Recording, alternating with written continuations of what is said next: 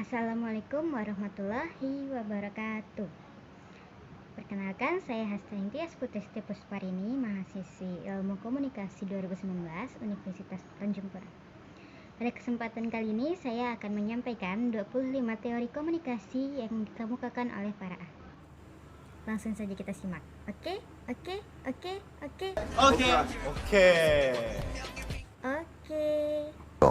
Ready, set, and begin.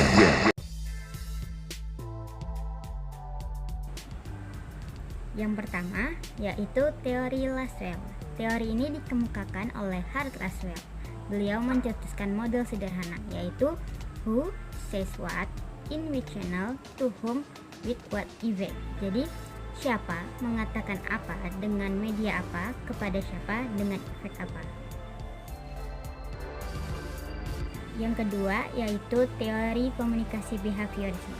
Teori ini dikembangkan oleh John B. Watson. Teori behaviorisme mencangkup semua perilaku, termasuk respon atau tindakan balasan dan stimulus atau rangsangan. Artinya, ada kaitan antara stimulus dan respon pada perilaku manusia. Yang ketiga yaitu teori informatif.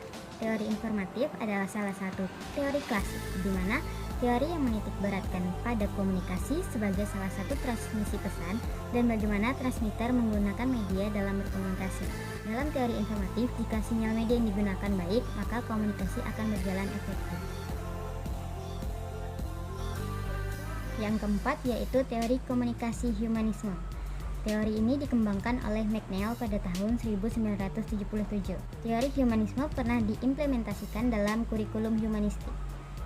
McNeill dalam teorinya lebih menekankan pada pembagian pengawasan dan tanggung jawab bersama peserta didik, dengan harapan peserta didik dapat menyesuaikan diri dalam bermasyarakat.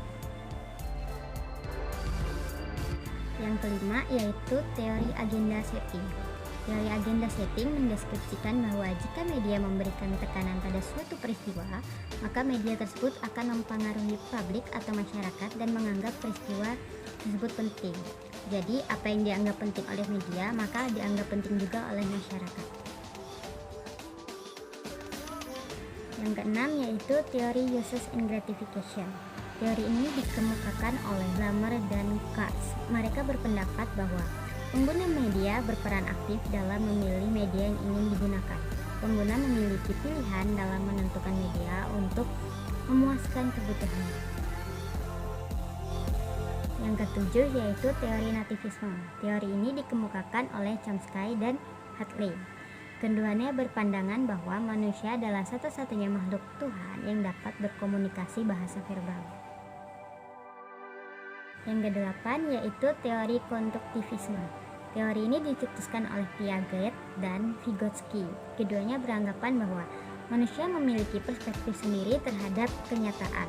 Manusia senantiasa mengandalkan beragam cara untuk mengetahui sesuatu, untuk menemukan bahasa pertama dan kedua. Yang kesembilan yaitu teori kognitivisme. Teori ini mengedepankan proses belajar dibandingkan hasil proses.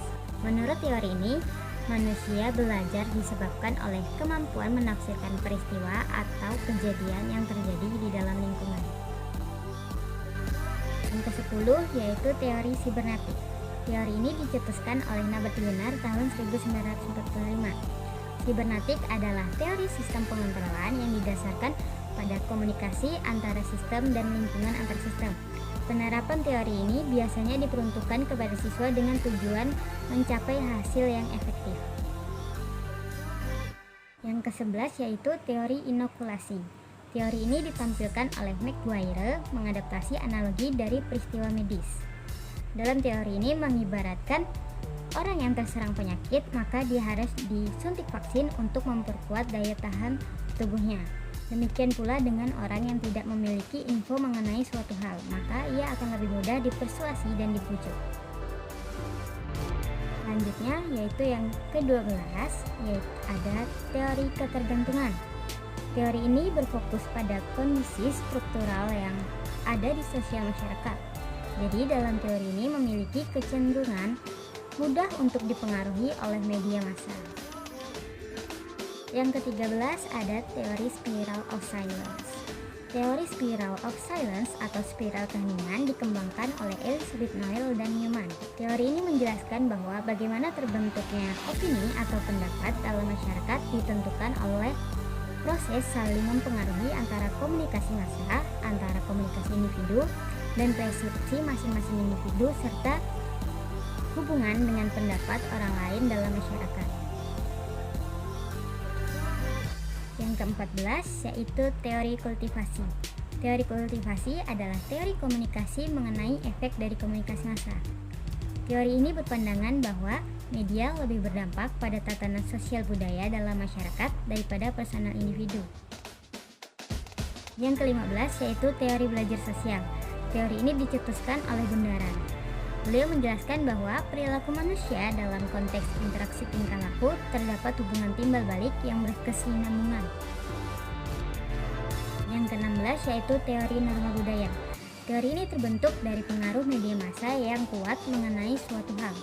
Hal ini dapat mempengaruhi kondisi sosial budaya pada suatu masyarakat. Yang ke-17 yaitu teori birokrasi. Teori ini dicetuskan oleh Max Weber. Beliau dalam teorinya ini mengungkapkan bahwa model birokrasi seringkali dimanfaatkan untuk mencapai komunikasi organisasi yang efektif. Yang ke-18 yaitu teori dependensi efek komunikasi massa. Teori ini menganggap bahwa kepercayaan individu kepada media akan berkembang jika kebutuhan informasional yang tidak dapat ditemukan dalam pengalaman langsung. Publik atau massa dinilai sangat tergantung pada media untuk mencapai suatu tujuan. Selanjutnya yang ke-19 ada teori pengharapan nilai. Teori ini bagian dari teori komunikasi massa. Teori ini bertujuan untuk mengetahui pengaruh penggunaan media terhadap massa dinilai dari kepentingan penggunanya. Yang ke-20 ada teori sikap atau standpoint. Teori ini menjelaskan salah satu cara terbaik untuk mengetahui bagaimana keadaan dunia dimulai dari sikap atau sudut pandang wanita. Kemudian yang ke-21 ada teori struktural fungsional. Teori ini adalah bangunan paling dasar dari ilmu sosial. Teori struktural fungsional dipengaruhi oleh pemikiran biologis yang menganggap masyarakat yang saling ketergantungan akibat konsekuensi dari bertahan hidup. Yang ke-22 yaitu teori difusi inovasi. Dalam teori ini menjelaskan bagaimana suatu inovasi disampaikan melalui saluran-saluran tertentu kepada sekelompok anggota dari sistem sosial. Teori ini umumnya dikaitkan dengan proses pembangunan masyarakat. Yang ke-23 ada teori komunikasi administrasi. Teori komunikasi administrasi adalah proses penyampaian informasi yang dilakukan secara timbal balik antara anggota. Teori ini bertujuan untuk menumbuhkan rasa saling pengertian untuk mencapai tujuan organisasi secara efektif dan efisien. Yang ke-24 ada teori komunikasi dua tahap. Teori ini diteliti oleh Paul Lazarus. Teori ini membahas mengenai dampak media massa. Studi yang dilakukan memiliki asumsi bahwa proses stimulus bekerja dalam menghasilkan efek ke media massa.